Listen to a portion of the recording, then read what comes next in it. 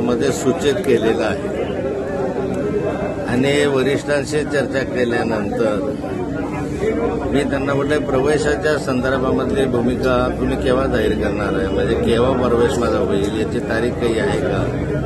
त्यांनी सांगितलं निश्चित प्रवेश आहे. विनोद तावडे साहेबांनी सांगितलं निश्चित प्रवेश आहे. बावनकुळे साहेबांनी सांगितलं प्रवेशाबद्दलची तारीख जी आहे ते आम्ही तुम्हाला कळवणार आहोत, तुम्ही कामाला लागा.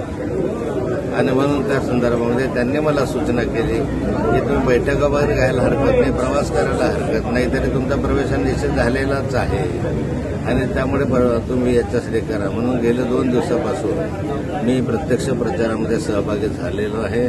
मी अनेक गावांना आज हे 8वं गाव आहे यावं तालुक्यातलं, या ठिकाणी मी भेट देतोय, बैठका घेतोय आणि एक चांगला प्रतिसाद लक्षाताईला या ठिकाणी मिळतोय.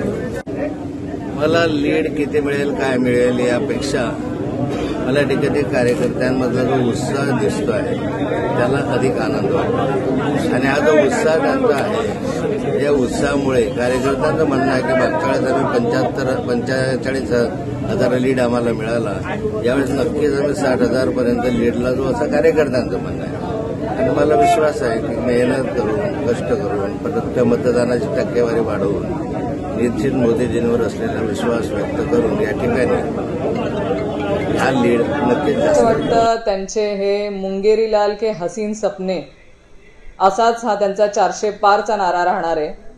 कारण आज महाविकास आघाडी इंडिया आघाडीसाठी लोकांचा जो आम्हाला प्रतिसाद मिळतो आहे तो प्रतिसाद बघता महाविकास आघाडी त्यांना महाराष्ट्रामध्ये तरी थांबवेल आणि हा त्यांचा 400 पारचा नारा हा महाराष्ट्रातूनच थांबवण्यासाठी इथूनच मुहूर्तमेढ होईल हा मला विश्वास आहे.